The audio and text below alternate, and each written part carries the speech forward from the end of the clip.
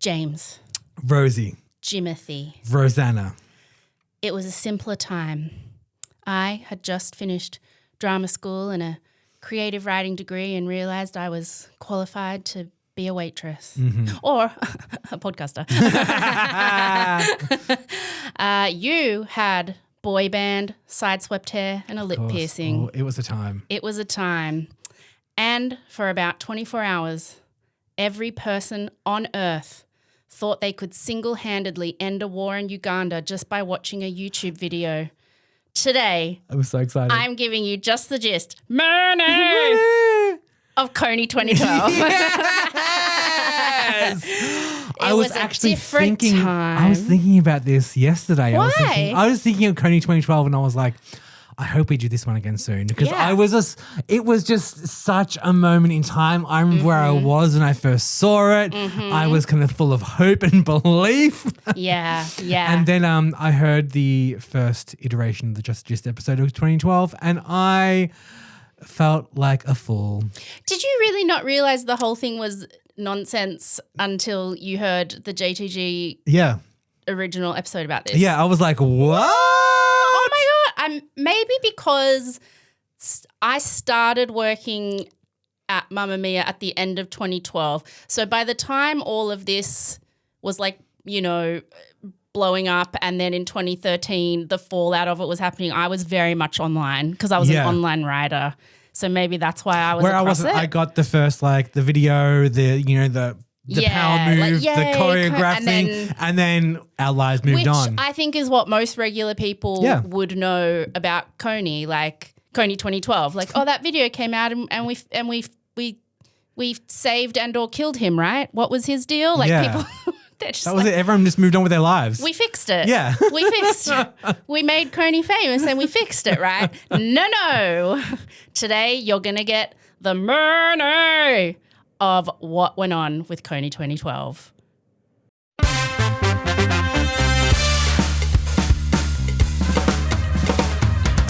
Hello, listeners. I'm your host, Rosie Waterland. This is Just the Gist Mini. These episodes drop every Wednesday. Regular-sized episodes drop every Thursday. And bonus content drops every Tuesday for members of the Gisner Club, which you can join via the Patreon or Apple Premium subscription. Oh, I nearly got to the end of the professional. You did well. Subscriptions. And joining me today is James Joseph. How you doing? Senior editor and my Nepo boyfriend. Hello. That's me. Thank you for joining me. Thank you for having me. I'm really excited to be here for this one. In a different room in our house that we were sitting from 5 minutes ago. Yeah. You know what I mean? We've come a long way. Yeah, we've come a long way. We've come a long way. Okay, yeah, I'm so excited about this one. And it's a mini, so let's just shoot right in. Shall we? Oh, we shall. Okay. So for those who don't know, which to be honest is quite possible because we're old. Yeah.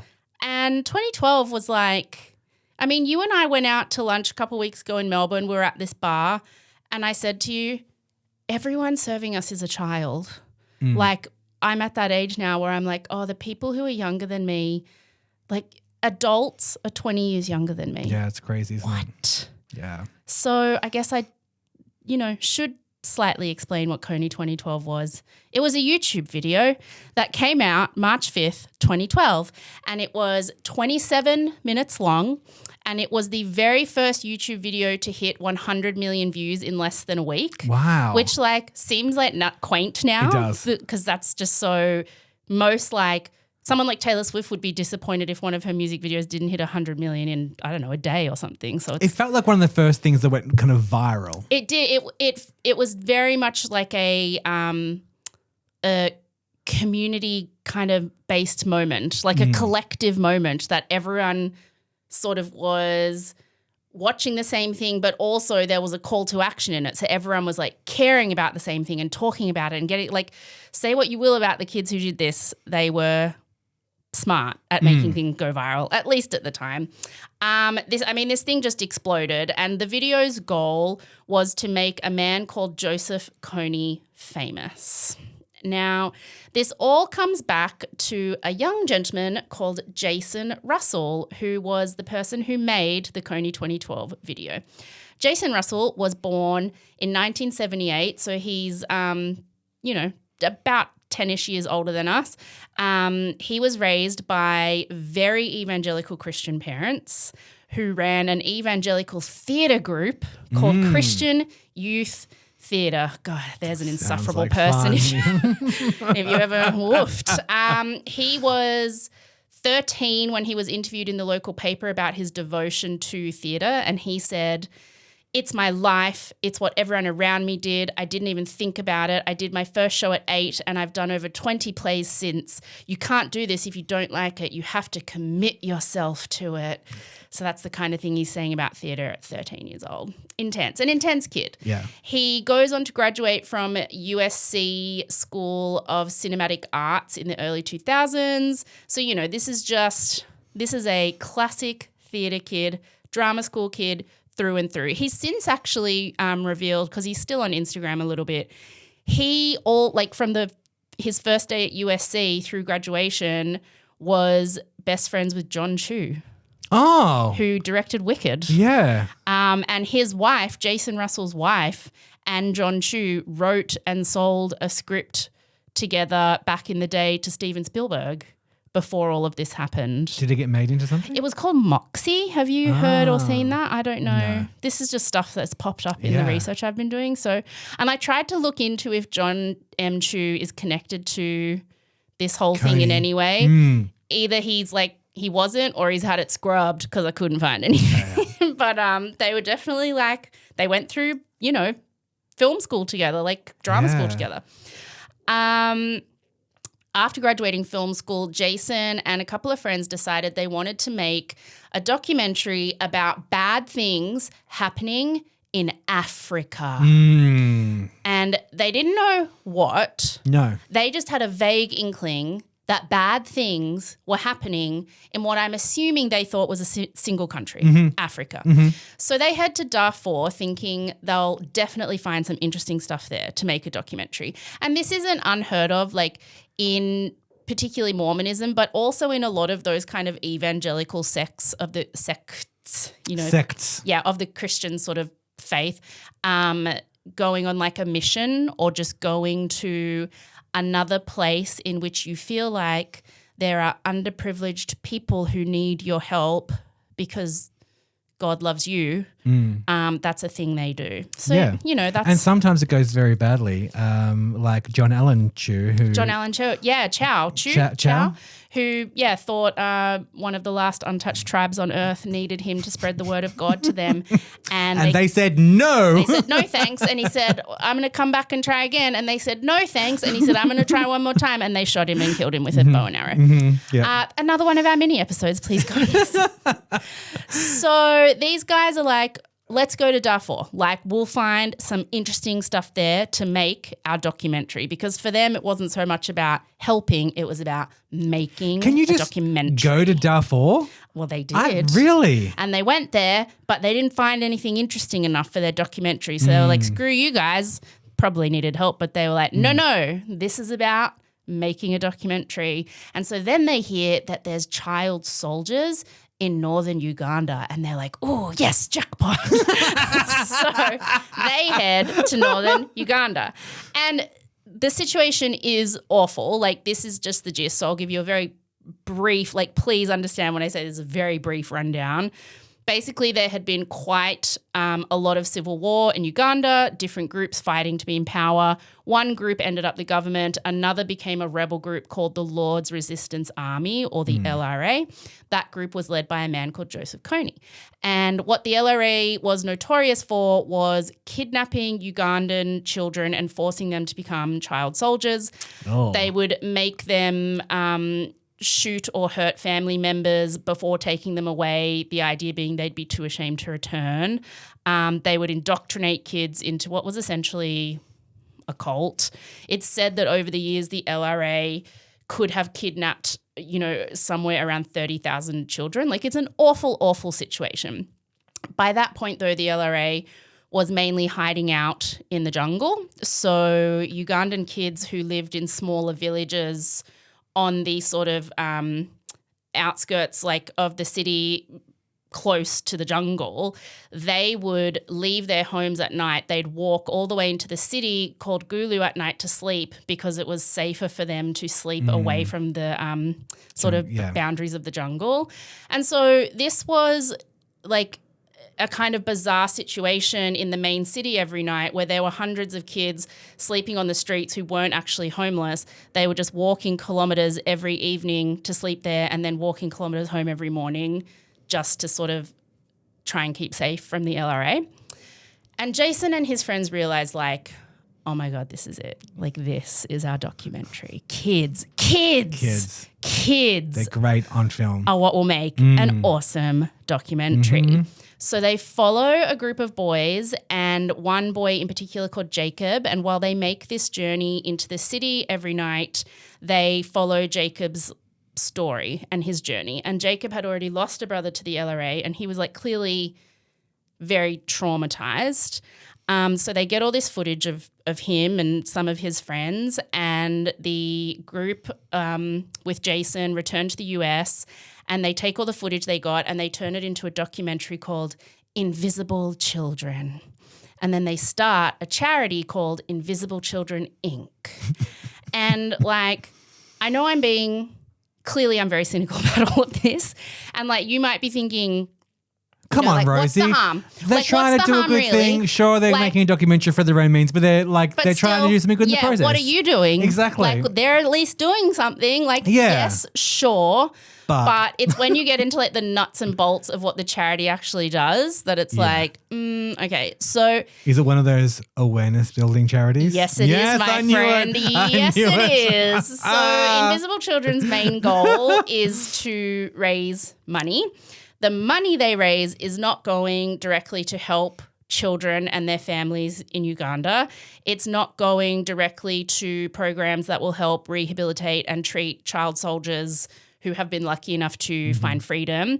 The money Invisible Children raises goes to awareness raising. Very important. The main goal is to make people aware that bad stuff is happening in Uganda and that Joseph KONY is a bad man. Yes. And so what are they spending the money on that they raise, you ask? Well, here's where it gets a bit scammy, to be honest, although as theatre kids, they've come up with the perfect way to just have people pay for them to live their dreams. And also, like, if their goal was awareness raising, they did a very good job at that goal. Eventually they did, yes. Yeah. So they make Invisible Children, the documentary, and then they start traveling around to high schools to show the film and raise money. And they build a bit of traction with why high schools? Because that's just what you what you do when you start these smaller charities, which at the time it was. Yeah.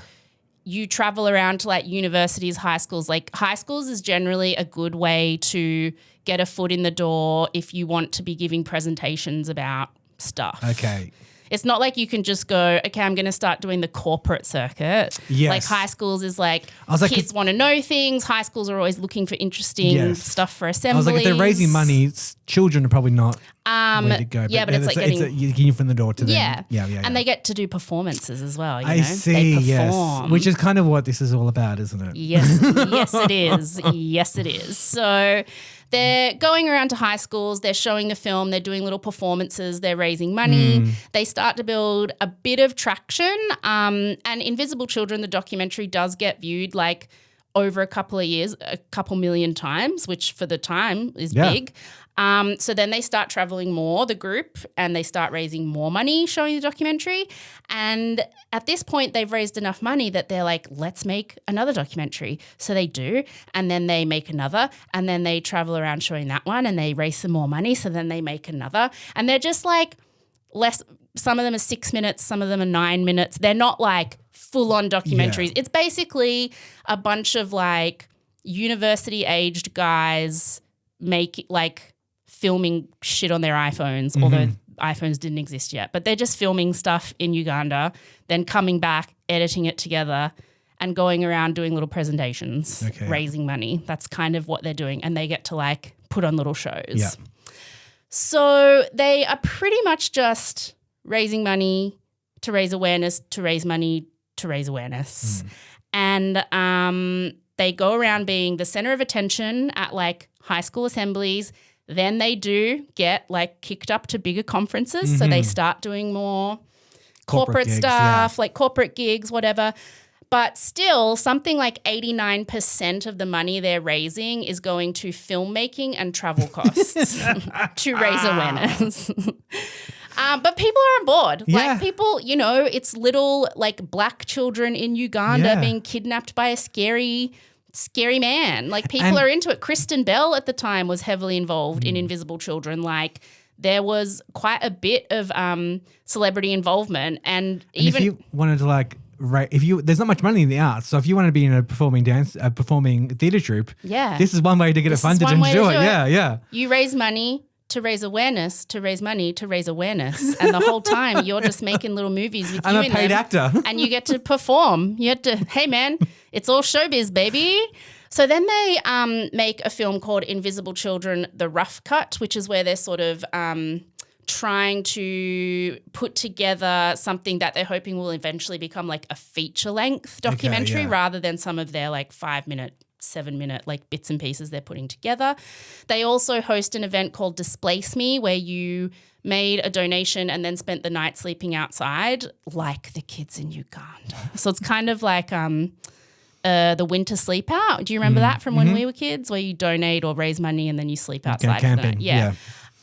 Fall Out Boy, I love this detail so much. It's so of its time. Fall Out Boy, the band, saw Invisible Children, the shorter doco in 2007, and they were really taken with it. And they thought they might make their own documentary, but then they realized that was too hard. So instead they were like, well, we'll just make one of our music videos about this whole thing. Perfect. And then they were like, well, like that's not super conducive to like a popular music video. So instead they make the music video a love story between two Ugandan street kids. And one of the members of Fall Out Boy, I don't know which one, said in an interview that they decided a music video would actually be a lot more dangerous and provocative than a documentary. They said, quote, I mean, have you ever seen a love story between Ugandan people, especially with a rock band on TRL? And I love it. So it's when artists kind of think they are at the forefront I know. of everything. But do you want to know what is so funny about this? By the time they decided to sort of devote a whole music video to, you know, making it this two kids falling in love on the streets of war-torn Uganda, I don't know if like they'd already done the music videos to their main songs or whatever, but the song that they make the music video to is called I'm Like a Lawyer with the Way I'm Always Trying to Get You Off. What? And that is the song. I'm like, was it the only one left? And that is the song that they decide we're going to make the music video about two Ugandan kids on the streets of war-torn Uganda falling in love. Have you seen it? Yes, I have seen the video. It's just like, it's what you imagine. It's a Fall Out Boy video and there's some B-roll of two black like teenagers running around. Yeah, perfect. That's it. Yeah. So Gosh. everyone's raising awareness, Everyone's doing their best. Everyone's doing their bit. So the Invisible Children charity released a statement at the time saying the Fall Out Boy video for the song I'm Like a Lawyer with the Way I'm Always Trying to Get You Off was groundbreaking. Invisible Children were thrilled that the message was getting through and other people were getting on board. So, you know, the charity it's getting some minor traction. Kristen Bell, Fall Out Boy, stuff's happening. But nothing's like a major viral hit. And like the concept of things going viral was still in its early stages anyway. Like it wasn't a thing people really talked about or, you know, when content creators are making stuff now, there are whole strategies that like multi-billion-dollar corporations use to try and make things go viral. Like it's a thing now that people aim for. But at the time that wasn't. What had been viral before then, do you think? I mean, YouTube was invented because of the Janet Jackson, Justin Timberlake Nipplegate at like the Super Bowl. So that was probably something that went super viral. But I mean, nothing like things went viral, but I don't think we had the like vocabulary for it yet. But, you know, they do have a good business model, like charity happening. Like people are paying them to make movies and travel and perform. And, you know, they're evangelical theatre kids. Like this is their dream. And I want to sort of give you a bit of a vibe of the kind of stuff they're making. When I say they're evangelical theatre kids and they just want to perform, I'm going to show you a snippet of another little video they made about Joseph KONY before KONY 2012. So this is a music video they made in 2006. And the premise of this music video is the Invisible Children guys, so Jason Russell and a couple of the other guys, they're at a high school trying to do their usual thing where they give presentations about Uganda. But none of the kids care. The kids are all like, this is lame. I want to get back to my sports ball and my cool stuff. Yeah. And so the guys are like, what do? We have to convince these kids that caring about Uganda is cool. And so this is... How do they do that? Let me show you. Okay. Okay, guys, I'm going to need you all to cooperate here, okay? Because I had put this video in the original version of this episode that we did like years ago. I went back to find it to make this Rosie's version episode. They've wiped it. The Invisible Children's charity still has a YouTube channel. This particular video, gone. When you see it, you'll understand why. So I went looking for it. I found it, but it is definitely probably not up with their permission. But I just found it on YouTube. I'm just playing you what I found on YouTube. Yeah. But I'm going to ask you all to cooperate by not telling anyone. All right? Let's just keep this in the cone because I'd like this to stay. I'd like this to stay in the episode because it's very funny. So just don't tell anyone about this. All right. I'm going to show it to you now. Right. It is just unhinged. Great. Okay, I'm so excited to show this to you. This is just sort of highlights from the original. And I want to point out to you right now, it's not satire. You watch it and you think they're making fun. No. Oh. It's serious. Okay. It's serious. I'll watch with that lens. Yeah. Oh, the hairstyles. I mean, you can't blame them for that. That's very much of its time. I had that hairstyle. Oh, I've seen the photos. Okay, ready? I don't know. I kind of want to just leave. They're ADD high school kids. We got to do something, you guys. What can we do to bring them back? They respond to like spectacle, something huge, big, flashy. That's what we need to do. Let's bring it. Okay, then let's give them what they want. Let's do what we always do. Dance. It's serious, James. Like, it's not a joke. It's not a joke. This is like a 90s video clip. Oh my gosh.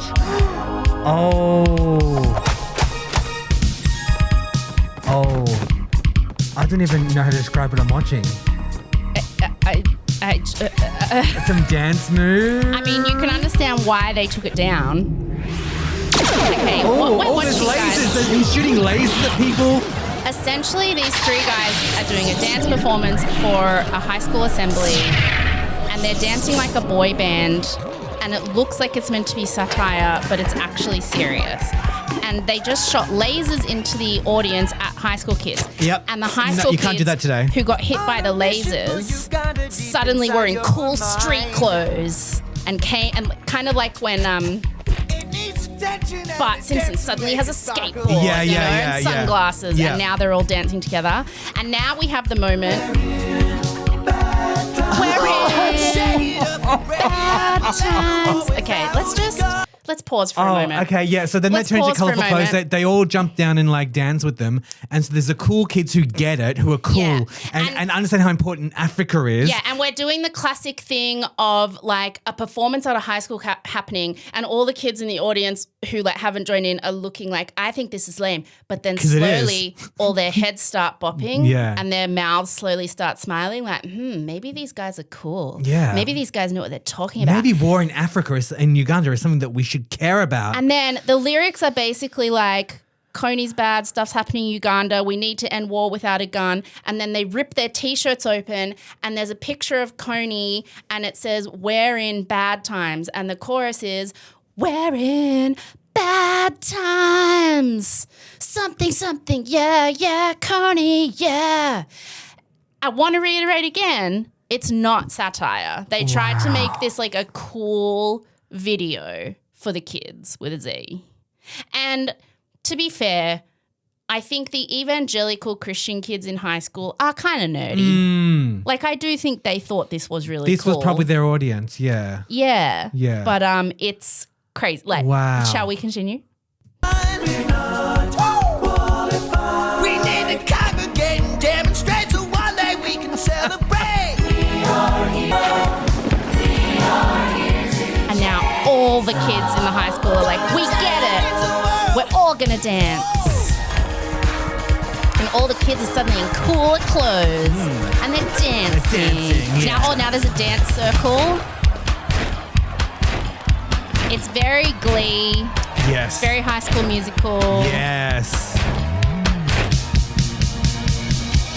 So don't forget it, cause it happens on a Saturday night. The 29th of April. The 29th of April. So that song has the 29th of April. Yeah, I'm for the saying there next was event. just some event at the time that they were making this video for. Crazy. Yeah. That's I'm confused why you asked that That's a lot of production question. value for an event, a future event they've got going on. Oh, well, I mean, I think they do those like winter sleep outs and stuff. Wow. And so this is just to like, That's still a lot of money to put behind something like that. I mean, they have the money. They raise the money. They've got to spend the money. And the money goes on them getting to do music videos. to be fair, they seem really happy doing it. I mean, they do. They seem really happy doing it. It's all they want to be That's doing. all they want to do, and they seem really happy doing it, yeah. They're theatre kids. They found a loophole. And it's like, should we spend some of that money on the children soldiers in Uganda? And it's like, but we need the budget for our next music video. So they started Invisible Children Inc., the charity, in 2004. They've made a bunch of different mini docos, music videos. They've traveled around performing. And we get to 2012. So they've been doing it, for about 8 years. They're making a pretty good living. I mean, I wouldn't say it's like a major, it's not a major charity scam or anything. They're not all millionaires, but they are getting to just do what they want to do for a living, make stuff that they star in and go around the country performing. Like, people are giving them money. I wouldn't say they're scamming anyone as such. They said I mean, I don't think anyone's super duper looking into it. No. I think people who are donating money probably do assume it's going to the cause, but it's actually going to awareness raising, which means, well, we're the ones raising awareness by being stars in our own music videos. So it's going to them to make the music videos. Wow. And so we get to 2012. They've been doing it for ages, plugging away at it.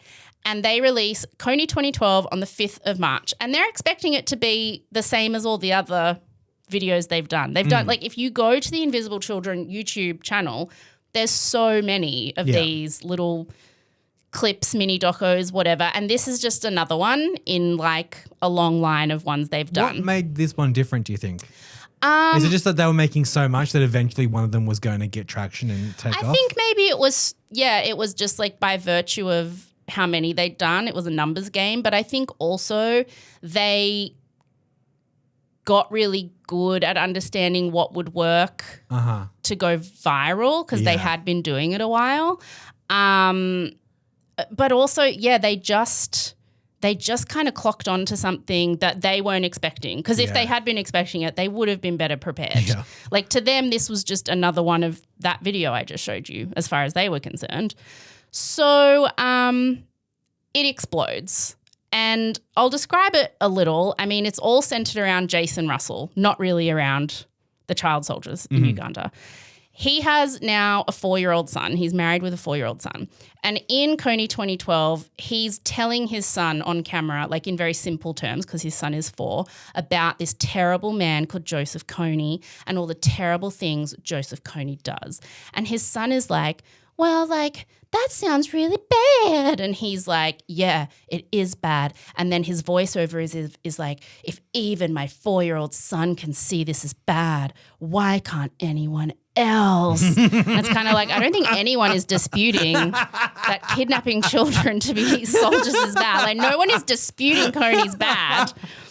And it's very much got the vibes of like, now that I have my son, like I can't stop imagining like if it was him. So it's very much like, imagine this was your little white kid to make you care. And so the concept of the video is like the internet makes people famous now. Like this was at the point where going viral had now become a term. So they're like, the girl who sang Friday went viral and became famous. I see, yes. And they're like, Charlie Bit My Finger went viral and became famous. Like if those dumb things can become famous, we should use the internet to make Joseph KONY go viral and get famous. And if we make him famous like other celebrities, then maybe people will care about what Joseph KONY is doing.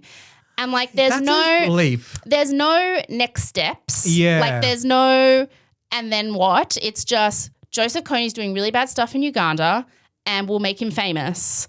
And the video ends with a call to action. So it's like, share this video, donate $30 and we'll send you a kit with a bracelet, a T-shirt and some posters. Merch. And on April 20th, during the night, we want everyone to go and put up the posters. And when the world wakes up in the morning, they'll see all the posters. And the posters are, it's got a close-up of, it's like the Obama Hope poster, that very famous poster. So it's a close-up of Joseph KONY's face and it just says KONY 2012. And so they're like, during the night, we'll all go and put up the posters everywhere. And when people wake up in the morning, they'll be like, oh my God, who's KONY 2012? And then everyone will know and will have made KONY famous.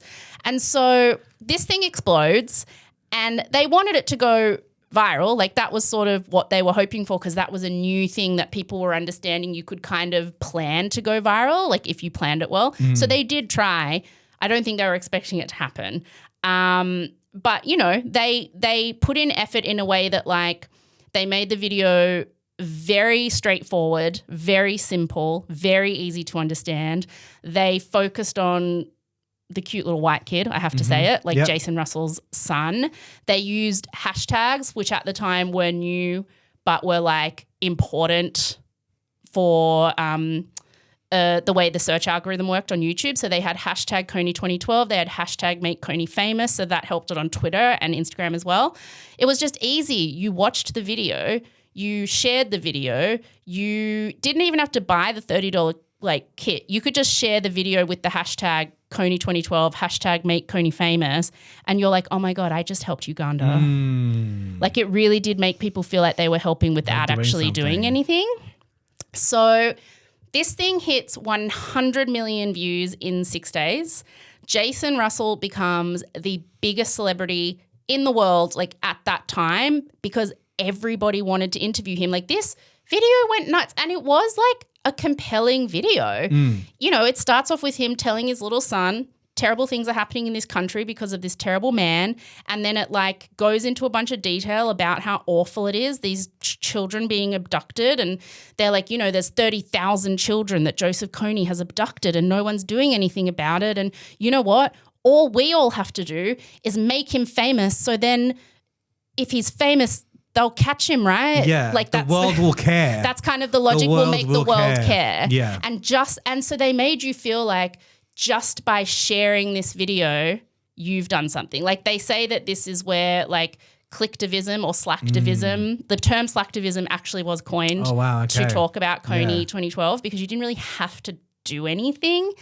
But it certainly did collectively make people feel like they were all caring about something important together at the same time. And so everybody was excited about it. Like Oprah shared it, Beyonce shared it, everyone wanted to interview him, Oprah wanted to interview him.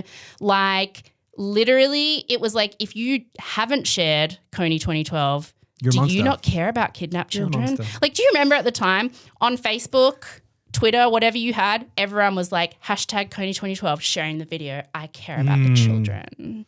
Like I think I shared it. Yeah, I probably shared it as well. But like that would never fly these days because there's like anytime anyone says anything like that, there's always like a counter narrative to it as well. Oh, and I remember I was contrarian at the time. Like I shared it, but then very quickly I felt like, I don't know, something feels off about this.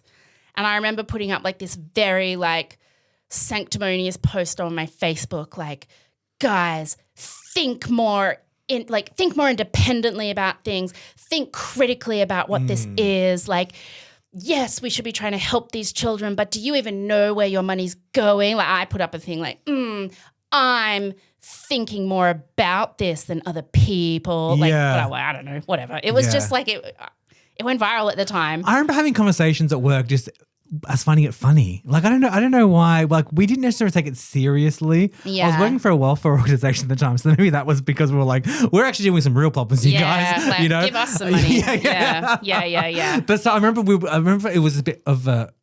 We found the video more funny than anything. I think most people did. I think it was funny.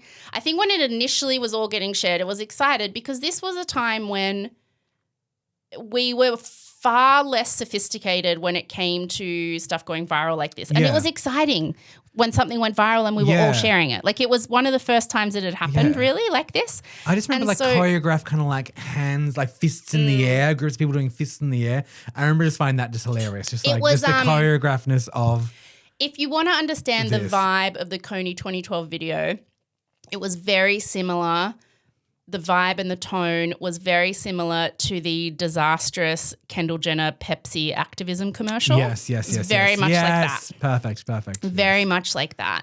So, I mean, it goes crazy viral. It literally just Jason Russell, particularly as the face of Invisible Children Inc. and the main narrator and protagonist in the video, is sort of the front person for it all. Major attention comes their way worldwide, but major attention also means major scrutiny. And so, like I said, this is when people started using the term slacktivism. People got excited about it for about a day, but then it didn't take long for critics to start coming forward and being like, what the F is this though? Like, what is this shiny thing by these white Christian kids who have lame music videos on their YouTube channel? So when critics started writing about it and looking deeper into it, it didn't take much. And what they found was that majorly, Jason Russell and his friends had first gone to Uganda in 2004. Uganda had driven Joseph KONY out of the country completely in 2006. Oh, so he wasn't even in Uganda anymore? No. Okay. It's 2012. He hasn't been there since 2006.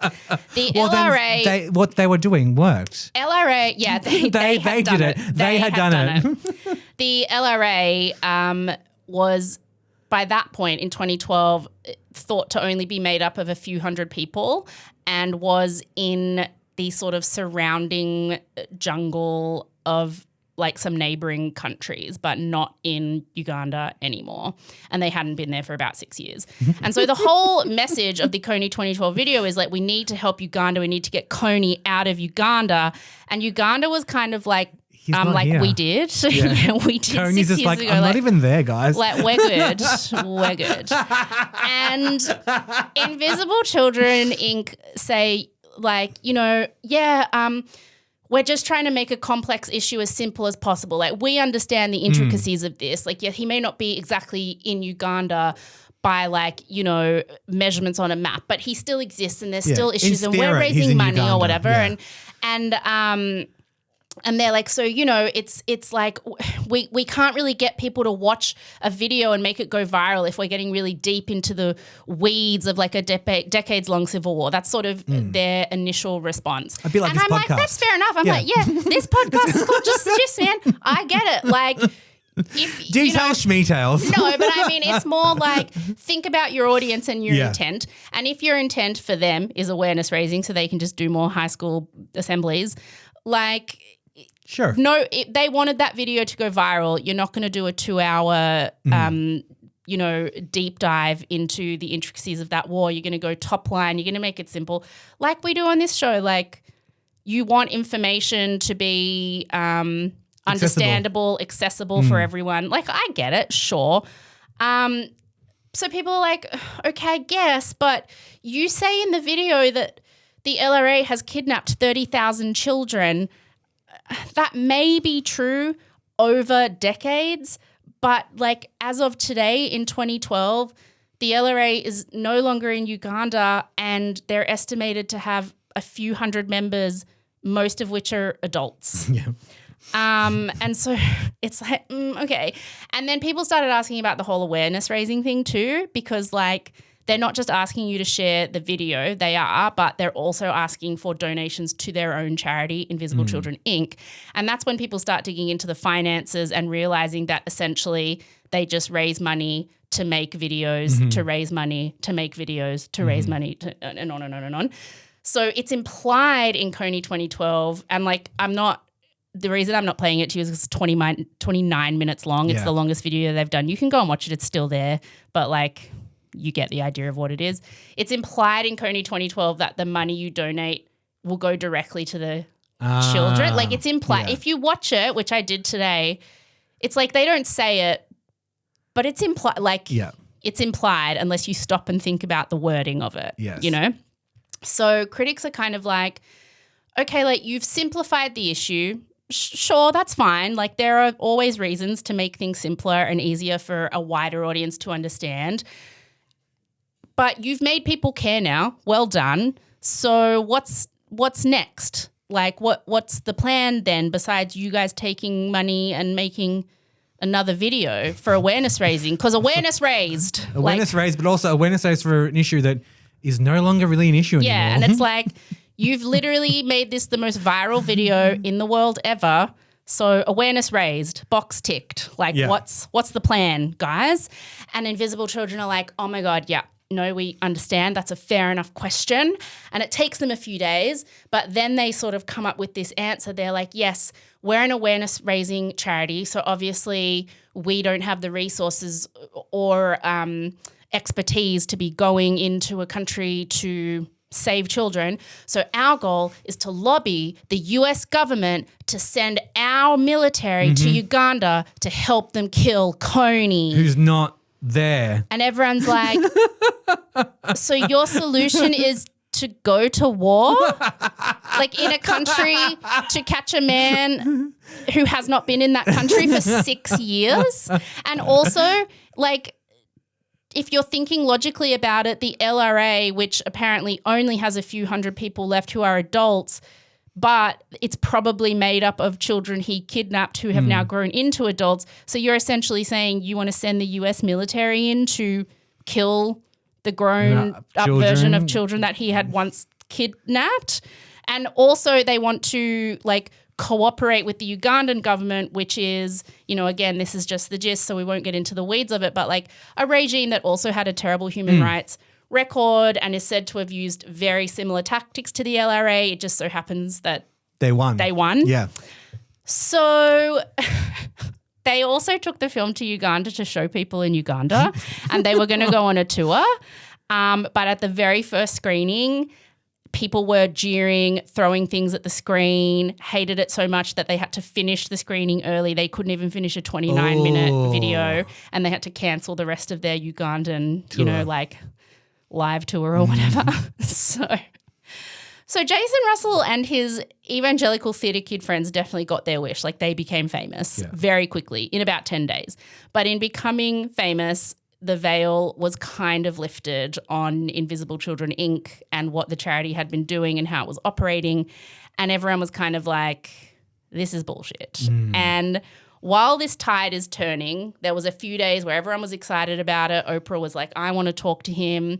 But then critics were like, slacktivism, dodginess, blah, blah. And so then the tide turns. And while the tide turns, Jason is in the middle of like this crazy press tour that they hadn't expected to happen. Like the video blew up and he just kind of got on a plane and didn't stop because people were just flying him everywhere. They wanted to talk to him. They wanted him to do interviews. And the first couple of days, it was just nothing but like adulation and praise. But then the interviews started to become more like interrogations as more information came out and criticism came out. And this is when, and I'm sure you remember, I remember this. It was about 2 weeks after KONY 2012, the video first dropped, that like that's how quickly it happened. 2 weeks after the video drops, TMZ releases a video of Jason Russell having a total what appears to be psychotic break meltdown on a public street. He's naked, he's ranting, he's like bashing a car, bashing the pavement with his fists. A lot of people who lived in the area say they saw him masturbating, just walking around very clearly, very obviously unwell. So he's taken to hospital by emergency services. He's put on a psych hold and he's in hospital for weeks. Wow. And Invisible Children released a statement just essentially saying he was exhausted and he had a psychotic break. Yeah. And he's not prepared for that much scrutiny or that much. No one is. He's a theatre kid. And it's like, yes, a lot of it was dodgy. I don't think it was maliciously dodgy. No. I think they were very privileged, clueless, unself-aware. By this point, to be fair, young adults. But they were not. He was not ready to be answering questions about, because I don't think they had thought critically about how what they were doing wasn't helpful. And so to then suddenly be sitting on Oprah's couch being asked about why do you just raise money to make your own videos, to raise money to make your own videos, you're going to flip out. Yeah. He flipped out. So the naked meltdown of Jason Russell was pretty much when KONY 2012 was over, less than 2 weeks after the whole thing went viral. He did do an interview with Oprah after all of this, explaining what had happened in an attempt sort of at damage control, because this was their huge moment. Like, if they played it right, the charity could become huge. It could become a whole thing, but it was too late. The moment had passed. Everyone just thought it was dodgy. They thought it was a joke. Him being naked on the street in a video on TMZ was kind of the nail in the coffin. By the time April 20th rolled around, so this all collapsed before the date of Cover the Night, where the whole point of the KONY 2012 video was on April 20th, we're all going to get up in the middle of the night and put up these posters so everyone will wake up in the morning. It had all collapsed before that night even came around. So on April 20th, Cover the Night happened and nobody cared. Yeah. Nobody cared. During the height of KONY fever, thousands, hundreds of thousands of people had registered to go to Cover the Night events to all sort of put up these posters. 17 people turned up to an event in Vancouver. In Australia, there was one event in Brisbane that less than 30 people went to. In LA, where there had been a huge event planned with thousands of people registered, there were 3 volunteers putting up posters in the CBD of Los Angeles. When interviewed by The Guardian, one of them said, "It's just been us the entire time." Yeah. So after all of that, because look, they did achieve one thing, like you said, awareness raised. Mm-hmm. Did we catch KONY? No. Where did we know where KONY was if he wasn't in Uganda? As of today, the last sort of reports on where he might be came in late 2025. They think that he's hiding in the sort of Sudanese border region of Darfur. In the jungle. He's very experienced at living that way. Yeah. He's probably not in the strongest position. He'd be nearing 70, I think.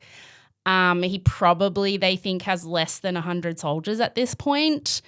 The US and Uganda announced back in 2017 that any official attempt to find him was over. And there are sporadic reports about where he might be. And the most recent one was just that he was in the jungle somewhere at the end of 2025 with not many people left, but still not captured. Yeah. still out there. Invisible Children Inc. continued awareness raising. There's no solid number on how much they raised from KONY 2012, but it's said to be somewhere around $30 million. They shifted into raising money for more on-the-ground programs in Uganda rather than for their own awareness-raising creative production pursuits. Costs. Yep. But they are apparently connected to quite powerful evangelical Christian groups. So there's still a lot of money coming in. I went to their website today. The website's still there. It does say a lot about the programs they have on the ground in Uganda rather than we'll come to your school and tell you about how bad it is in Uganda by putting on a play. It's no, here's money we're actually spending in the place. Yeah, but yeah. they're still a big major charity, lots of money coming in, quite popular. Jason Russell not involved with the leadership of the charity, but is still involved with Invisible Children. He did a TEDx talk in 2016 talking about just sort of the whole experience, saying how great it had been in the end. He has an Instagram where he, posts every now and again. I think the last time he posted was 2024. He posted on Instagram about knowing John Chu, but he doesn't seem to post heaps. And the whole thing is now just kind of a quirky story that people tell on podcasts like this. Started with, a bunch of theatre kids saying, let's go to that country Africa and make a movie, and ended with him naked on TMZ. Masturbating on the streets. Wow. Yeah. That's crazy. And that is Just the Gist mini of KONY 2012. Wow. That really was a moment in time, wasn't Wasn't it? it? It really, really was. Something that you can't replicate again. No. It could have happened once and that's all. We're all too cynical to We are. ever get behind a thing like that we now, are, we are. Yeah. We are. But gosh, like the eyeballs that got Huge. huge. At the time. Huge. I mean, I think we were cynical then, but naive enough that it had a couple of days juice to it before we all started going, hold on. Yeah. Whereas now it wouldn't get any juice. No. But back then it had a couple of days juice before people started thinking critically about it and going, what the hell? And if they were, if it didn't have gone viral, these dudes would have just continued making and had a nice life being working actors doing the that'd be circuit. fun. Yeah. Yeah. I don't know. You know what they need? They need a spectacle. You know what kids think is cool? You know what we have to do? Dance. We're in bad times. Okay. Bye, everyone. See ya. Bye. Thank you for listening to Just the Gist, a Just the Network production. Executive produced and hosted by me, Rosie Waterland. Produced and edited by James Joseph with additional production support from JTG team Kate Lieber and Hayley Stavely and Acast legends Guy Scott Wilson and Simon McDermott.